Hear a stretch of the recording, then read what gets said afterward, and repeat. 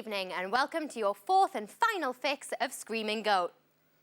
It may be our last show, but don't worry, we intend to go out with a bang.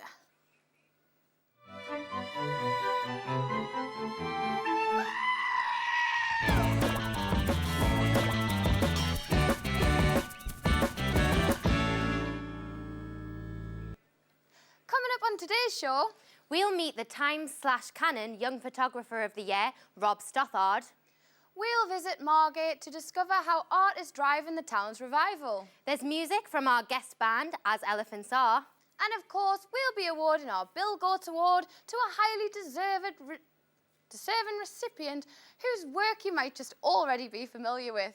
But first, let's find out what's going on in the world of arts and culture. It's time for the Daily Goat News.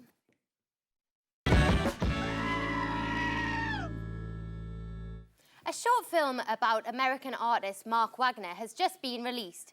Wagner specialises in making intricate collages out of money. The figures in this clip look familiar. Last night, the Luminaire Festival started in Durham. Among the various installations is the Crown of Light, where the cathedral is lit up with images inspired by the manuscripts of the Lindisfarne Gospels. The festival will run until Sunday, November the 17th, beginning each evening at 4:30. Snapchat rejected a $3 billion or £1.9 billion offer from Facebook. Not bad for a company that's main purpose is aiding teenagers to send sexts. British fashion designer Paul Smith is opening an exhibit at the Design Museum in London today entitled "Hello, my name is Paul Smith." The exhibition explores the different stages of design and production, offering a unique insight into Smith's design process. The show also details his rags to riches career path, with archive collections and a vast number of the antiques and objects that frame Sir Paul's network of never-ending ideas. His minuscule first store has even been rebuilt within the museum. Following the massively popular Christian Louboutin exhibition in 2012, we expect this showcase to sell tickets by the striped suitload. The exhibit runs until the 9th of March next year. Now it's time for shit you can't afford. If you have more money than sense and share some traits with a magpie, for the bargain price of £12,000, you can get these gold shoelaces. The laces are by the company Mr. Kennedy, and they're made from pure woven 24-karat gold. If you love shiny things but don't have the funds, you can get these glittery ones on eBay for 99p. Now, we hope that over the last couple of days you've been paying attention to our set. You may well have noticed that one or two of our guests have been sitting on some rather opulent chairs. They are the work of London-based artist and designer Sam Edkins. And on behalf of the Scream and Goat team, we're delighted to award him today's Bill Goats Award. We went to meet Sam to find out a little bit more about him and what he does.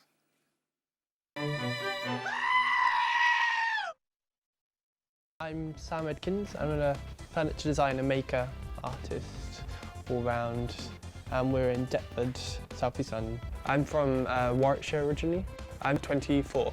I studied art for quite a while and then went to Goldsmiths, and I guess I've kind of ended up doing this after part of my degree show was a pair of chairs and there was a lot of interest in them, so then it just carried on and I've just continued from there really. I had done night courses in the upholstery side, in the making side, so that was something I was already doing. So they kind of fused together and it just went from there. Yeah, this one is just being stripped back at the moment and then it will be fully reupholstered and it will probably be covered with a bug print, either ants or beetles. They're all from auctions, junk markets and stuff like that really. Most of the illustrations are taken from old 18th, 19th century medical journals, natural history journals, and then edited, resized and put together to kind of fit the pieces. I was doing a lot of drawing, especially for the anatomy pieces at the Grant Museum, which is a zoological museum and teaching collection at UCL. I was doing a lot of drawing there, so then I don't know how the idea fused, and then it went from there, I guess, which was quite a big part of the inspiration. Just doing little bits and pieces. I've had them in a few shops and stuff and then exhibitions, and I worked with the Prince's Trust recently and had some pieces in their new Tomorrow store that's just opened. They sell from £5.95 upwards, so they're kind of a decent amount, but they're quite expensive in the process. There's a lot of, obviously it's traditional craft, so there's a lot of invisible hours that go into it, and the printing cost is rather large as well.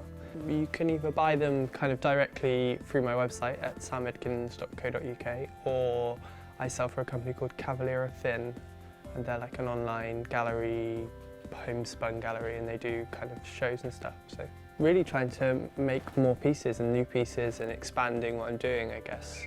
Not been too many barriers. Obviously you have to survive the practical side of like paying rent and feeding yourself and stuff like that, but again, like, where there's a will, there's a way kind of thing. So I would just not expect something immediate. I think you kind of have to be quite patient with it, and things do take time to evolve. So if you have enough belief in it, you know, you're just going to go with it and then just be patient. It might not happen straight away, but if it's kind of stands out, then it probably will be fine, I would imagine.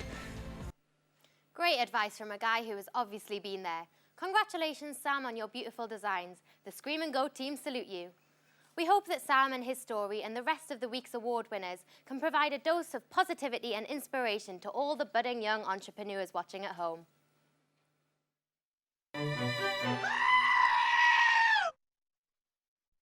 Throughout the week here on Scream and Go, we've brought you demonstrations from artists with a difference, and today is no exception. We are joined by artist Kira Rathbone, who has become famous for typing out beautifully detailed artworks on her range of typewriters. Yes, you heard it correctly, a typewriter. Remember those? Hi, Kira. Hi. How are you? Fine, thank you. So, you typewrite art. Can you tell us a bit more about this? Well, yeah, I use old typewriters, old manual machines to draw with. So instead of making words, letters and things, I detached myself from conventional meaning and used it as purely drawing tool. Yeah. So do you, is it like all like A, B, C, D, like, do you know, like letters? It's every character that you get on the typewriter, so it's letters, numbers and symbols. So just like on a computer. Yeah. So where do you get, like, you get all these from, like, old stores, or do people give them to you and stuff? Or? Yeah, people have given them to me.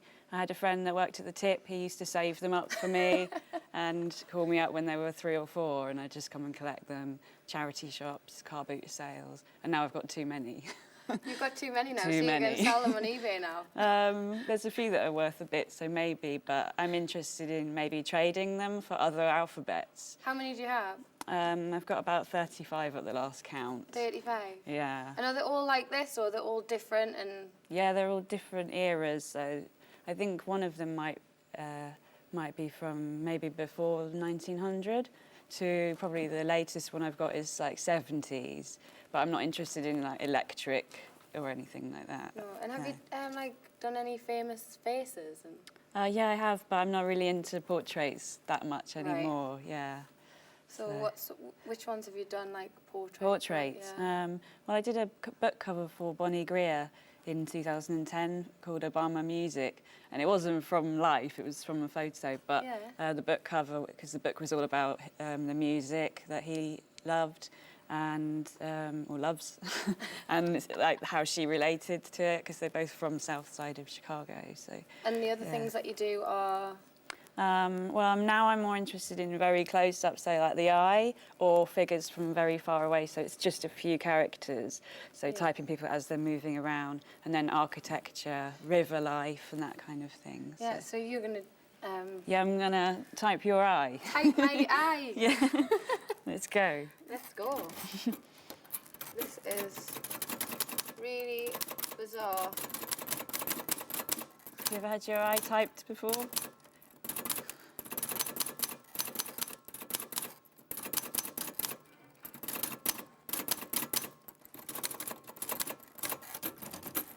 So, like, what detail are you actually looking at? Are you actually looking at, like all the different segments of the eye, like, or are you At like the the moment, eyelash and things, or what are you?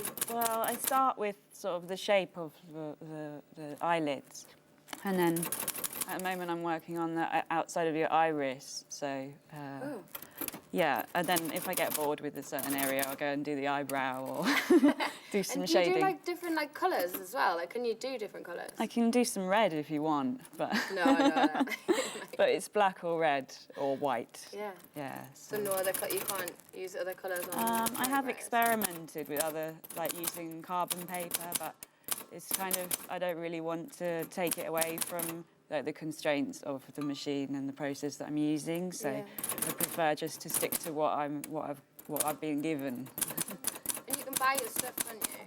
Yeah, you can buy it on my website. And these pieces go for quite a lot of money. Yeah, the eyes start at about 70 for an original, and go up to about 1,200 for an A4 piece. And then I do limited edition privileged. prints. Yeah. Oh, thank you. Thank you. Time for a little music, I think. Native to the Buckinghamshire town of Aylesbury, today's guest band were hailed as Next Hyped on Zane Lowe's BBC Radio 1 show just last night. High praised indeed. It's As Elephants Are. Now the night it ends and she lays down inside her bed with echoes around her in her head of what they said.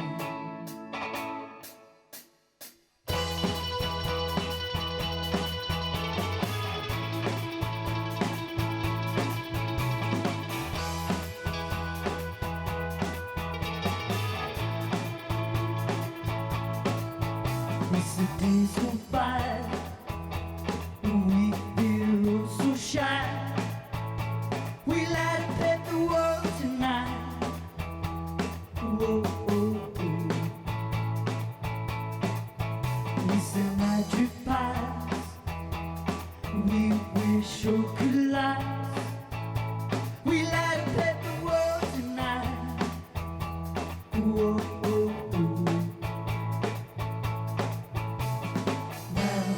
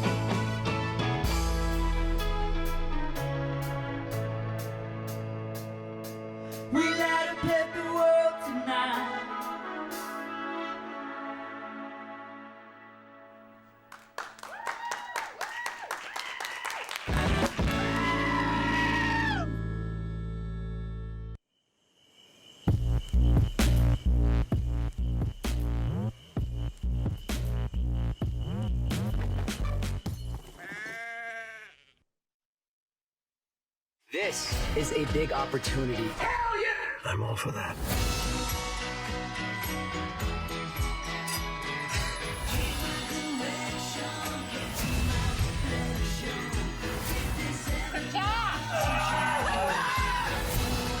That is awesome.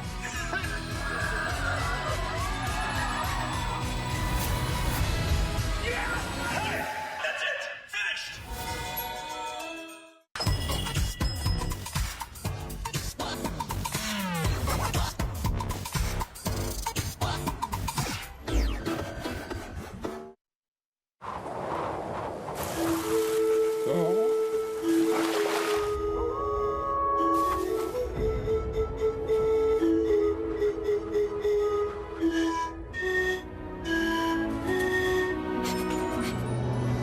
Listen, my little furry friend, nothing compares to the ice cold refreshment of a Coors Light. Coors Light. Yeah, the world's most refreshing beer.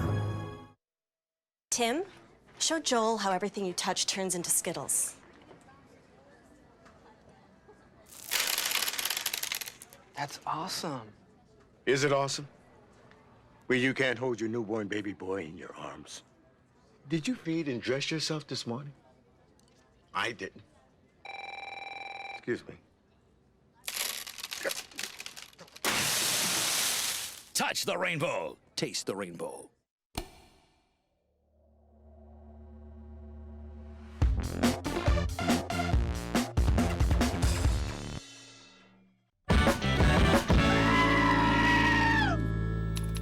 Welcome back to part 2.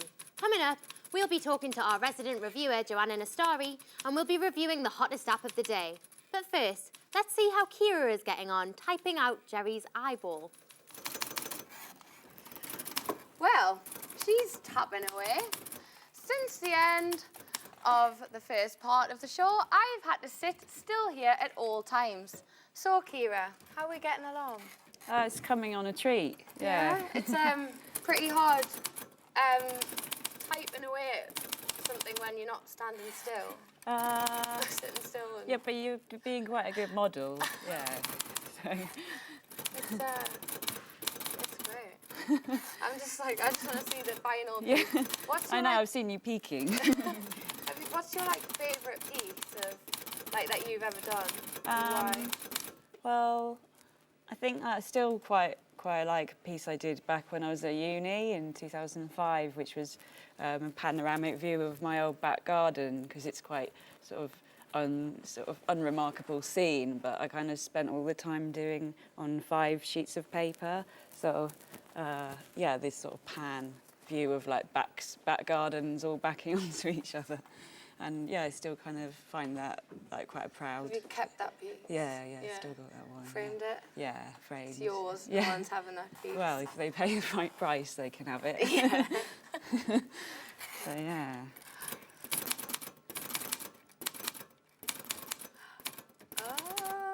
How long does it usually take you to do these sort of pieces? An eye is about sort of 20 minutes, half an hour, depending on how much you chat. Can you show us what you've... Yeah, that's where I've got to so far. And these are all tiny little symbols? And... Yeah, so yeah, there's equal signs on the eyebrow there and some brackets, and your lashes are forward slashes and brackets, and then I'd probably go into some shading now, so some percentage marks, at signs, and yeah, that's when I like to use it really subtle, delicate, sensitive marks. Yeah, I'd have to keep really still. Yeah, yeah. Unless you want a squiffy eye. No, keep going, keep going, keep going.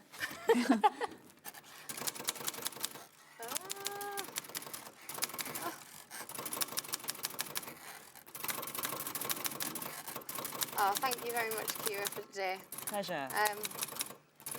Thank you. It's been a pleasure. So, you can find Kira's work and more information on her website or our website, www.screamandgoat.tv. Back to you, Kate. Thanks, Jerry. Hello. It's time for us to meet today's guest photographer, Rob Stothard.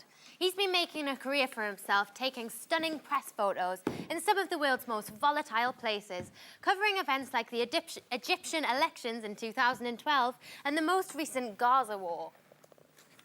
Earlier this year, Rob won the Time/Canon Young Photographer of the Year competition with this image, gaining himself a 6-month contract with the Times Picture Desk. The London College of Communication graduate joins us now to talk about his work. Rob, welcome to Scream and Go, and thanks for joining us. Thank you for having me. Hi. Hi. So, what are you doing at the minute? At the moment, I've been finishing my master's degree that you mentioned.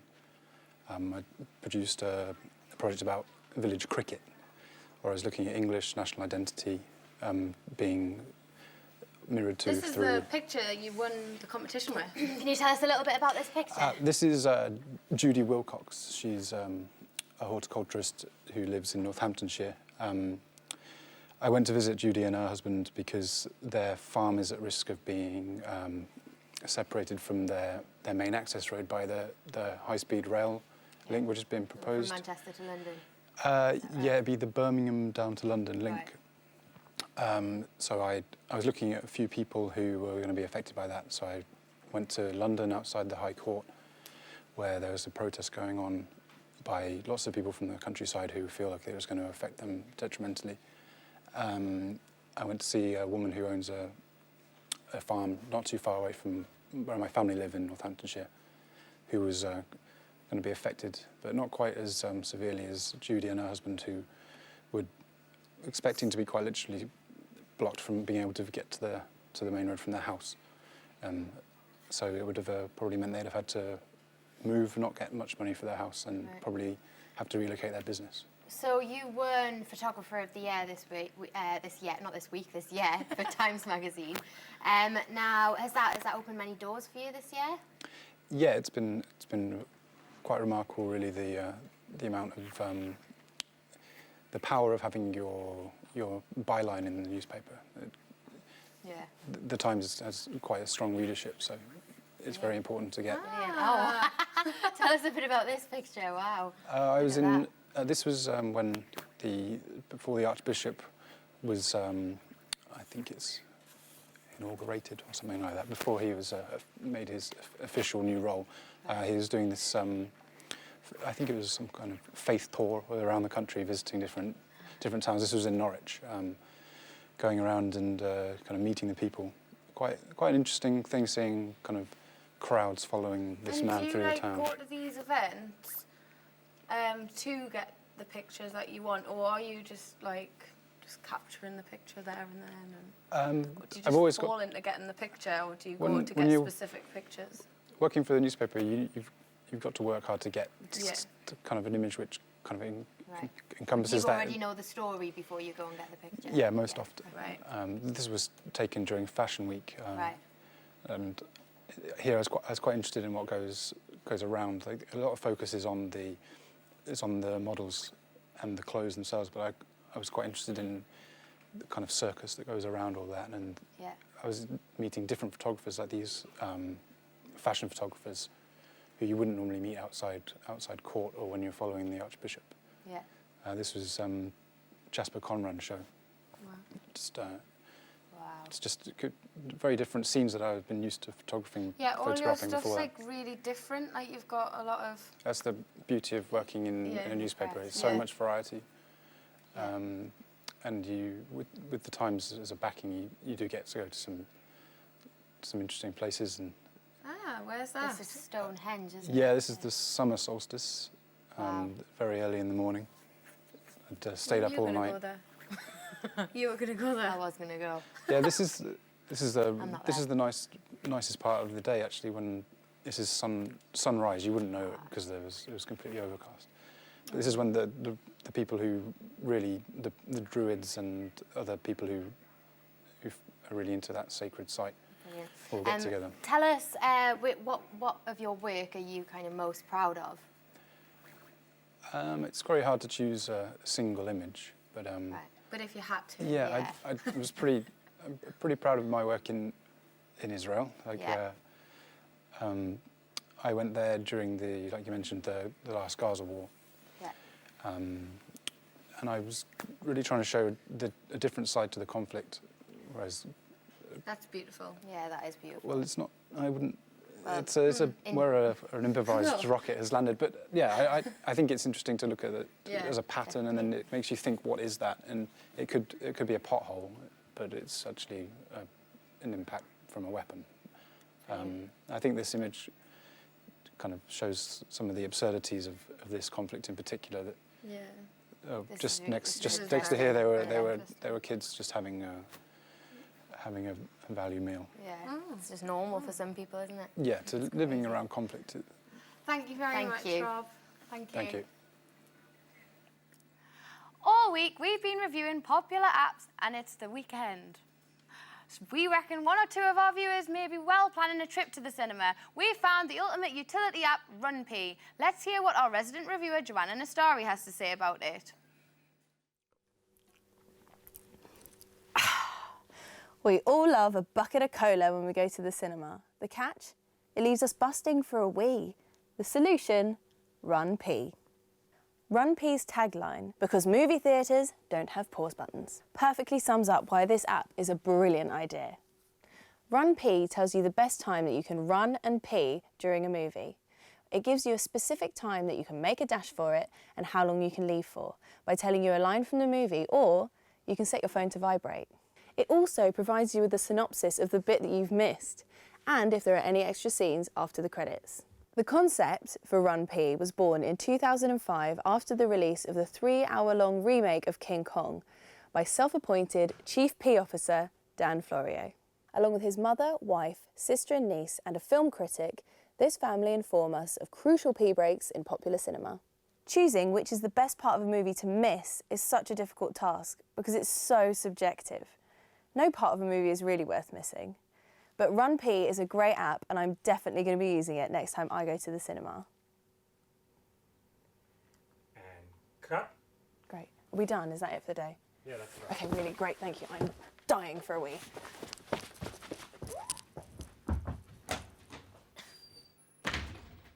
Film buffs amongst you may recall that a bit of a stir was caused at Cannes this year by a French love story. Joanna went to find out what all the fuss was about. But before we speak to her, let's have a look at the film's trailer.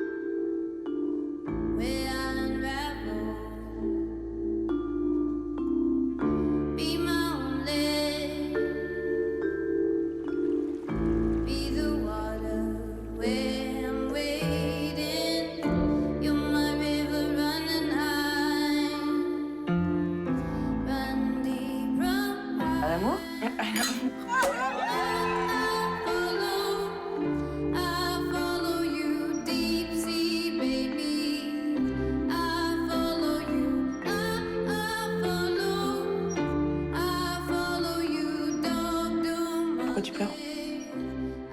Je pleure pas.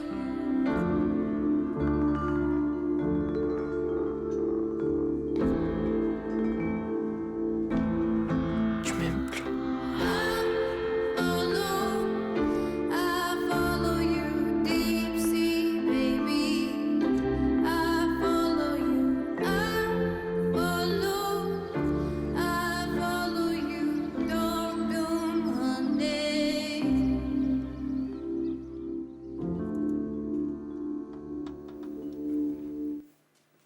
Oh, so Joanna, tell us a bit about this film. What's the story here? Well, it's about this girl called Adele, and at the beginning of the film, she's sort of 17 years old and just sort of finishing school. The title of the film in French is actually The Life of Adele, Chapters 1 and 2, which I think is gives you a clue about how this really is a story of one person. Right. The film's nearly 3 hours long, but it doesn't drag. You really go on this sort of gentle journey truly through someone's life, and it's seen entirely through her eyes. It's filmed in a very different way in the sense that nearly every single shot is a sort of mid or close-up of the actress who plays Adele. And so it's very intimate and sort of very personal. It's also very beautiful, and it's sort of never a dull moment. It takes you along in sort of this steady rhythm, and you really go on a sort of highly emotional journey with these two characters, and especially Adele.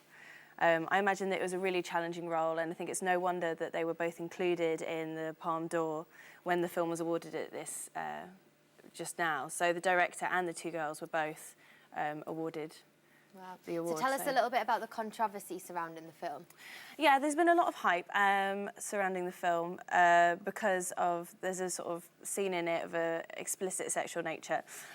Some of you will remember, I think, the sort of same sort of conversation started to happen around sort of Brokeback Mountain, because it was a relationship between two men.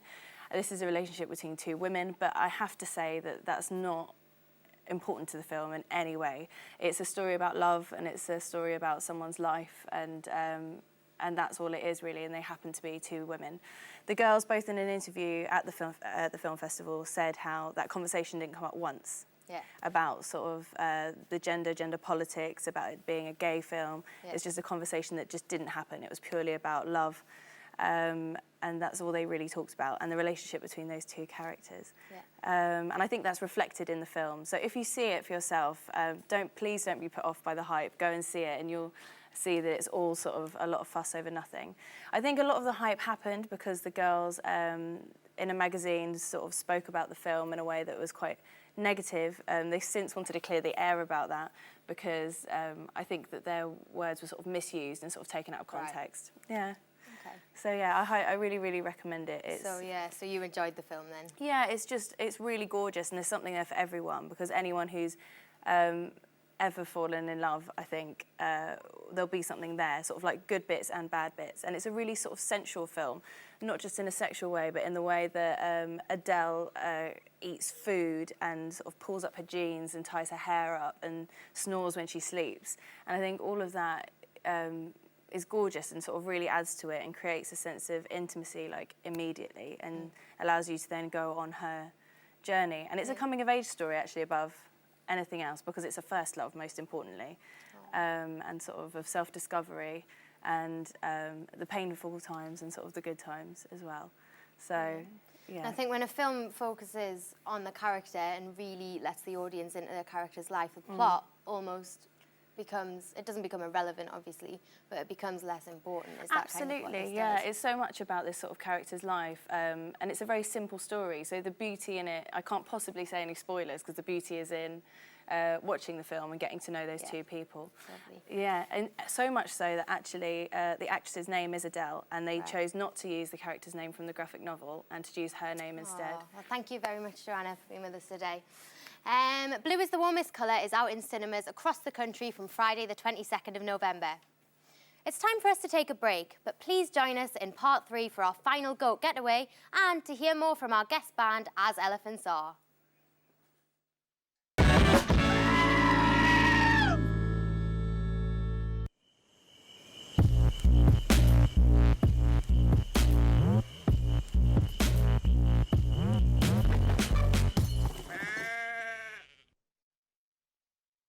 This is a big opportunity. Hell yeah! I'm all for that.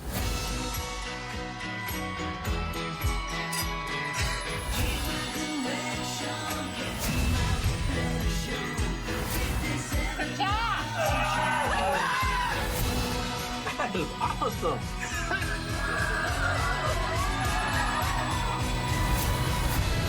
Yeah! Hey! That's it! Finished!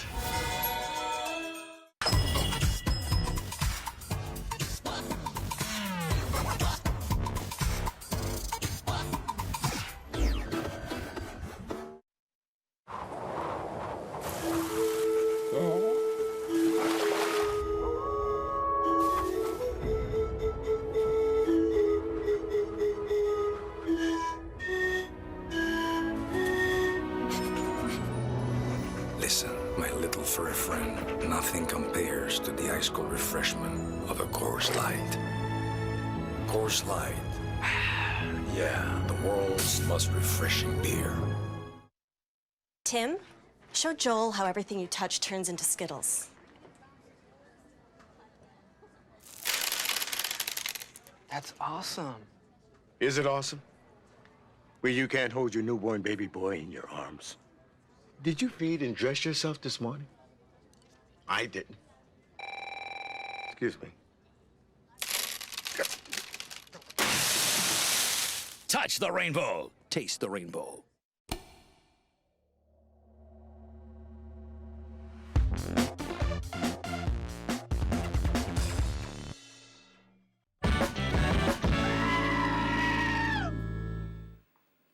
Welcome back to part 3. Thanks for staying with us. Our guest band, as Elephants Are, will be playing another tune for us shortly, but first it's time for today's Goat Getaway.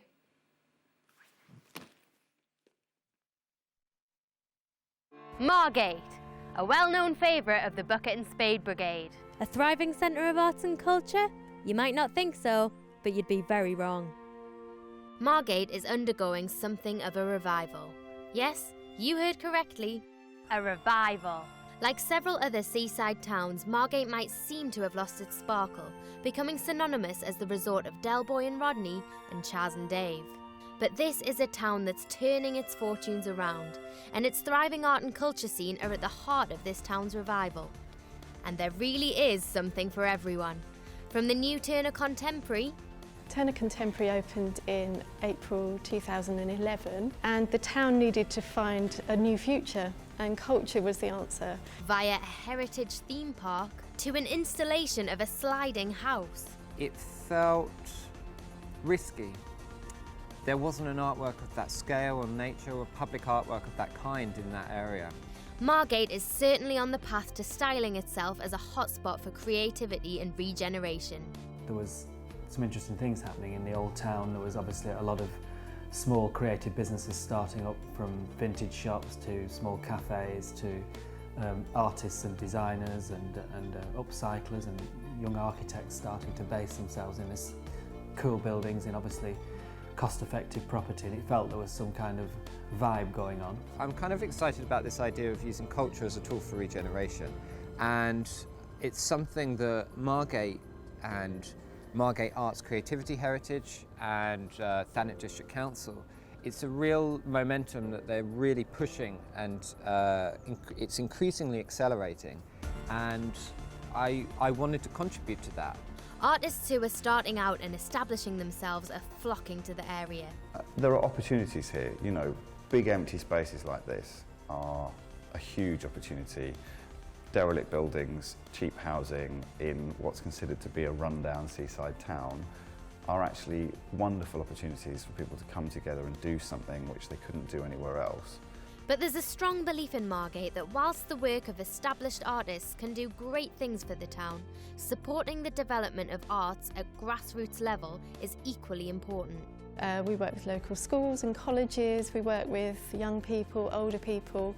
What we try to do is bring people together who might not have a chance to get together otherwise. What we're trying to do is invest in the cultural infrastructure across the board. So we're also investing in workspace for artists, exhibition space, performance space. We're looking at our theatres, our cinemas, and trying to develop the culture offer all around. One great example of this is Resort Studios. We're a group of artists who've taken over a space to run studios. So we have our individual spaces, then we have a collective space for making work and shared facilities like a print studio, photographic darkroom and a materials lab. And then we have exhibition and workshop spaces so we can run public activity and events. Margate, it's a smaller creative community. You actually get lots of different practices all kind of mixing together. So you get opportunities for collaboration. Different people's practice and processes and craft informs your work. So it's a really exciting place to be. Perhaps a lesser known fact about Margate is that it has a great history of nurturing and inspiring artistic talent. And it's fair to say the history of the town is playing a massive part in its future. The local district council recently got permission to turn derelict Margate landmark, Dreamland, into a heritage theme park. There'll be bars, there'll be places where you can hire for a dance or a wedding, there'll be educational spaces. We're creating Britain's first seaside, purpose-built festival site, so that gives it an added attraction as well. If there's one thing to be said about Margate, it's that it's a town with a plan. It's moving in an exciting direction. I think that's because of culture and the arts. I think the future's really bright. It's an area that lots of people are thinking about moving to. Certainly we've got a lot of people coming down from London and up from Brighton to explore what's going on here, and I think what they're finding is that there's a kind of great sense of a buzz and possibility that they want to be part of. There's a whole arts regeneration here that's going on, you know, sort of like behind the scenes. You've only got to scratch the surface to find it. So next time you think of Margate, prepare to think differently. I think if you come with open eyes and an open mind, Margate's a place of discovery. Now culture is here in spades. I'm really surprised at that, like. I know. Margate really does have a thriving arts and culture scene, doesn't it? No, you wearing a Miss Margate sash. What's going on? Are they out the mains? Shut up, Jerry. Anyway, if you'd like more information on any of the places we visited, you can find details on our website. Sadly, it's time for Scream and Go to bid you adieu. And we hope you've enjoyed the series as much as we have. Let us know your thoughts on the show via Facebook and Twitter. Just type in Scream and Go TV. You can, of course, get another fix of Goat by visiting our website, www.screamandgo.tv, and downloading any of the 4 episodes. And if in the cold winter weeks to come, your cultural life just isn't the same without a bit of Goat, tune in to Pick TV at 10 AM on Sunday the 8th of December for a Scream and Goat compilation episode. You can find Pick TV on Channel 11 on Freeview, Sky Channel 152 and Virgin Media 180. That's it from us. Thanks for watching Scream and Goat.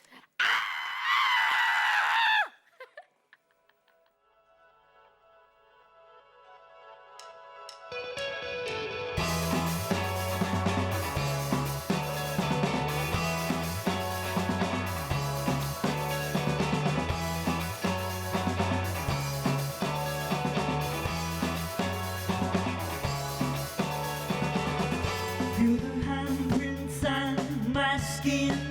It's not like before. It's not the same old set of bones you locked in a door. Tear it up with hands so pure. You in the past, there is no more. Tear it up with hands so pure. You in the past, there is no more.